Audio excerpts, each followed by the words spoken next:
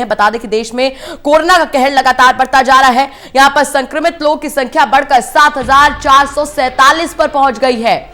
लगातार आंकड़ा बढ़ता जा रहा है और आप देखिए आंकड़ों में जो अंतर है वो कुछ ही दिन के अंतराल पर आया है। तबलीगी जमात के चक्कर में मामले बढ़े और अब जमाते शूरा ने भी मुश्किलें बढ़ा दी हैं। बता दें कि देश में 239 कोरोना संक्रमित मरीजों की मौत हो चुकी है। वहीं राहत की बात यह है कि 643 लोगों के ठीक होने के बाद उन्हें डिस्चार्ज भी किया जा चुका है। लेकिन देश में पिछले 24 घंटे में 1035 नए केसों ने यहां पर मुश्किलें बढ़ा दी हैं। बड़ी जानकारी हम आप तक पहुंचा रहे हैं। पिछले 24 घंटे में कोरोना के चलते 24 लोगों ने, यहां पर 40 लोगों ने अपनी जान गंवा दी है। वहीं दिल्ली में 1000 के करीब संख्या पहुंच चुकी है। 903 कोरोना संक्रमित मरीजों की संख्या हो चुकी है दिल्ली में। पिछले 24 घंटे में अगर बात करें तो संक्रमित लोगों की संख्या यहां पर सामने आई है 183। और सबसे ज्यादा चिंता का विषय यह है कि जो 183 की संख्या सामने आई है उसमें से 154 मरकज से जुड़े लोग हैं।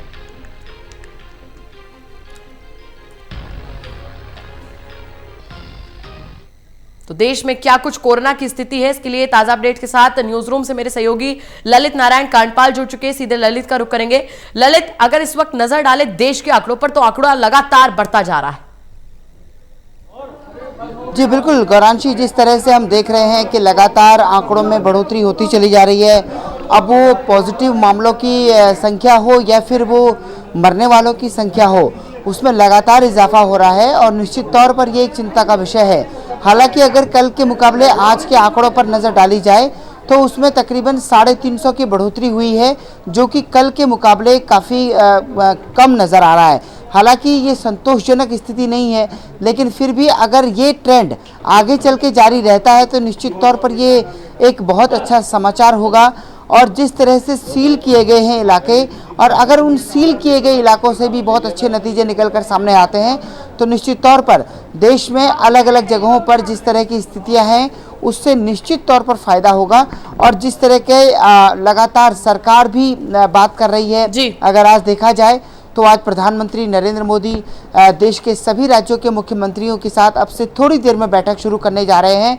और बैठक शुरू करने के बाद आज का जो सबसे प्रमुख मुद्दा है वो ये है कि राज्यों के मुख्यमंत्रियों के साथ बातचीत करके ये तय किया जाए कि क्या लॉकडाउन को आगे बढ़ाना चाहिए या नहीं बढ़ाना चाहिए। जी ललित, अभी हम तबलीगी जमात से नहीं उभर पाए थे और जमाते शूरा ने मुश्किलें और बढ़ा दी हैं।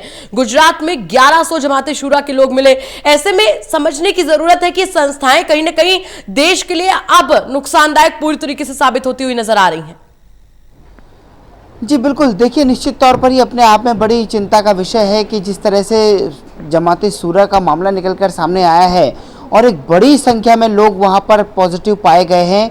ये समूचे देश के लिए और निश्चित तौर पर इस तरह के संगठनों के लिए ये निश्चित तौर पर एक अपने आप में बेहद गंभीर मामला है कि जब देश में, दुनिया में इस बीमारी को लेकर इस तरह की भयानक तस्वीर देखने को मिल रही है कि स्पेन जैसे विकसित राज्य में जहां पर 700 लोग एक दिन में मर जाते हैं, इटली जैसे लोग जहां पर मरने वालों का आंकड़ा 8000 9000 को पार कर जाता है, और अमेरिका जैसा देश जिसका कि डंका पूरी दुनिया में बजता है, जब वो इस बीमारी को लेकर घुटनों के बल बैठ सकता है तो निश्चित तौर पर देश के किसी भी आदमी की ये जिम्मेदारी बनती है कि वो ईमानदारी के साथ सरकार के बताए हुए नियमों को, सरकार के बताए हुए गाइडलाइन को पूरी तरह से फॉलो करे ताकि इस बीमारी को इस बीमारी को रोकने में कामयाबी हासिल की जा सके। लेकिन एक साथ इतने लोगों का निकलकर सामने आना, इसका मतलब यह है कि इतने सभी लोगों ने निश्चित तौर पर कहीं ना कहीं एहतियात नहीं बरता होगा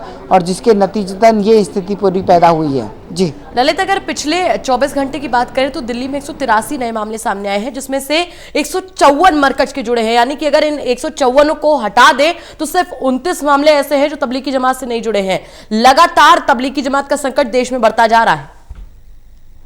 जी बिल्कुल, लगातार तबलीगी जमात का संकट देश में बढ़ता जा रहा है और सबसे बड़ी बात है कि कई राज्यों ने जो तबलीगी जमात के लोग हैं उन पर ये तक कह दिया है कि अगर वो अपनी इच्छा से सामने नहीं आएंगे तो उन पर अटेम्प्ट टू मर्डर और मर्डर के भी चार्जेस लगाए जा सकते हैं। लेकिन बावजूद उसके जिस तरह से पुलिस को अभी भी उनको लेकर कॉन्टैक्ट ट्रेसिंग करनी पड़ रही है, उनके लेकर दबिश देनी पड़ रही है, ये निश्चित तौर पर बताता है कि ये बहुत अच्छे लक्षण नहीं है, ये बहुत अच्छी स्थिति नहीं है कि जब ऐसी स्थितियों का हमको सामना करना पड़ रहा हो जहाँ पर हम ये देख रहे हों कि एक जो संगठन है उसके लोग जो हैं इस तरह से पुलिस के साथ लुका छुपी का खेल खेल रहे हैं। लगातार पुलिस उनको पकड़ने को लेकर अभियान चला रही है और लेकिन बावजूद उसके वो जिस तरह का व्यवहार कर रहे हैं ये बिल्कुल जिम्मेदाराना व्यवहार नहीं है और ये बताता है कि आप जो है इस बीमारी को लेकर कितने कंसर्न हैं। जी, दिल्ली सरकार ने कुछ नए इलाकों को भी सील किया है यहाँ पर ललित। जी बिल्कुल, नए इलाकों को जिनमें सील किया गया है उनमें चांद महल भी एक इलाका है जिसे सील किया गया है और ये वो इलाका है जहां से कई सारे जमातियों के मामले जो हैं पॉजिटिव निकलकर सामने आए थे। तो उसके बाद सरकार ने इस कदम को बढ़ाते हुए, जो कि पहले 20 था फिर बाद में और आगे बढ़ा और आज जो है वो तकरीबन ये जो संख्या है ये 30 से भी ज़्यादा हो गई है और अब जो है चांद महल का इलाका भी जो है उसमें पॉजिटिव हो गया है। तो ऐसे में उसको भी पूरी तरह से सील कर दिया गया है। जी, पिछले 24 घंटे की अगर बात कर ले ललित तो 24 घंटे में देश में 1035 नए केस कोरोना के सामने आए हैं। ये बेहद डरावनी स्थिति है और कहीं ना कहीं अब लोग पैनिक होना शुरू हो चुके हैं। ऐसे में लोगों को समझने की जरूरत है कि उन्हें पैनिक नहीं होना है, बस लॉकडाउन की गाइडलाइन का पालन करना है और अपने अपने घरों में ही रहना है, क्योंकि यही वो तरीका है जिसके चलते हम महामारी को फैलने से रोक सकते हैं। जी बिल्कुल, देखिए निश्चित तौर पर ये अपने आप में बेहद गंभीर मामला है कि लगातार जिस तरह से मामलों में बढ़ोतरी हो रही है, नंबर ऑफ पॉजिटिव केसेस जिस तरह से लगातार तेज़ी से बढ़ रहा है, वो अपने आप में बता रहा है कि लोग अभी भी इस पूरी बीमारी को गंभीरता से नहीं ले रहे हैं। वो ये मान कर चल रहे हैं कि हमारे सामने संकट पैदा नहीं होगा, हमें ये बीमारी नहीं हो सकती है। लेकिन सत्य वचन ये है कि ये कभी भी ऐसा नहीं हो सकता, क्योंकि ये बीमारी संक्रमण से फैलती है और इस बीमारी को संक्रमण से ही जो है वो फैलने से रोका इसलिए जा सकता है ताकि एक आदमी दूसरे आदमी के संपर्क में ना आए।